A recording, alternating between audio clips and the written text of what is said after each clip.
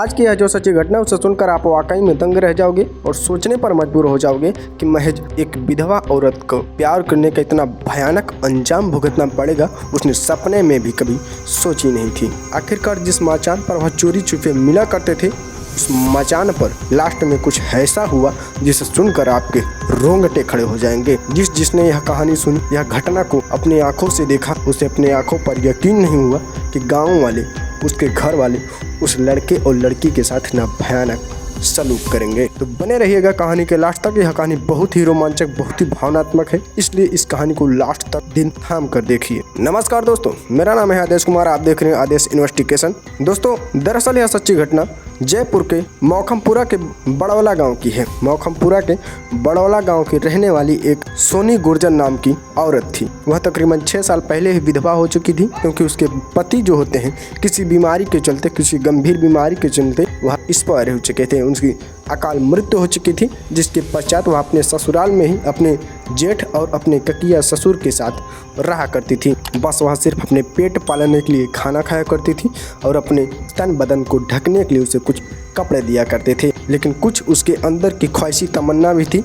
हर एक लड़की हो या औरत, उसके अंदर एक जज्बा, एक ख्वाहिश होती है, तो उस ख्वाहिश को पूरे करने की उसको तलब लग जाती है। अब धीरे धीरे समय गुजरता है और समय गुजरने के बाद तकरीबन 6 से 7 साल का समय गुजर जाता है दोस्तों। लेकिन इसी बीच उसके घर पर एक कैलाश गुर्जर नाम का व्यक्ति आने लगता है। वह रिश्तेदार था, उसके घर आया जाया करता था। धीरे धीरे उन दोनों के बीच नज़दीकियाँ बढ़नी शुरू हो गई। नज़दीकियाँ बढ़ने के बाद ही एक दूसरे को वह जानने और पहचानने लगे थे। लेकिन देखते ही देखते उनको कब एक दूसरे से प्यार हो गया, उन दोनों को भनक तक नहीं लगी। लेकिन यह प्यार इतना बेशुमार हुआ कि वह दोनों एक दूसरे से चोरी छुपे मिलने भी लगे। लेकिन यह मिलना जुलना उनके घर वालों, उनके गांव वालों को खटक गया, और इस कदर खटका कि उन दोनों को तिरछी नज़र से देखने लगे थे लोग। अब उन दोनों की जासूसी करने लगे। उनके ककिया ससुर और उनके जो जेठ होते हैं वह दोनों मिलकर इस औरत को देखते थे। जब यह घर से अकेले ही बार बार आया जाया करती थी तो उनके माइंड में कुछ न कुछ शंका खटक जाती है, और इस कदर खटकती है कि अब इसके पीछे ही मानो पड़ जाते हैं। इसको धरने, इसको पकड़ने की पूरी कोशिश करते हैं, लेकिन कई बार नाकामयाब भी हो जाते हैं। लेकिन एक दिन जब यह शाम का वक्त होता है, तकरीबन 7 बजे यह खाना पीना बनाती है और सभी को प्यार से खाना पीना देती भी है। लेकिन तकरीबन रात के 11 बजे यह घर से दरवाज़ा खोलकर बाहर जब निकलती है तो जो इसके जेठ होते हैं वह जाग जाते हैं। वह झट से इसके ककिया ससुर के पास कॉल करते हैं और दोनों इकट्ठे हो जाते हैं।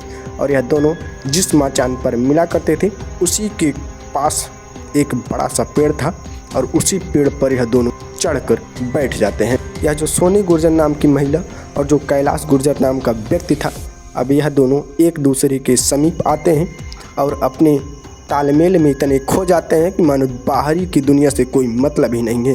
कौन आ रहा है, कौन जा रहा है, कुछ भी यह देख नहीं रहे थे।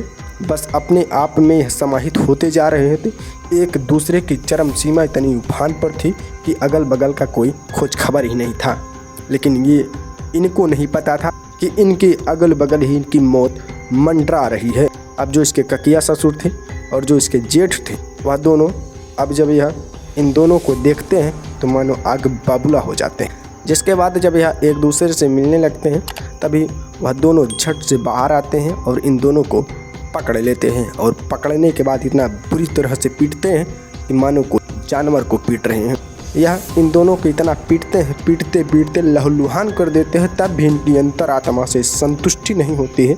जिसके बाद यह जो जिस मचान पर मिल रहे होते हैं, जिस मचान पर यह अवैध संबंध बना रहे होते हैं, उसी मचान पर और कुछ गांव के लोग भी इकट्ठा होते हैं और उसी मचान पर इनको बांध दिया जाता है।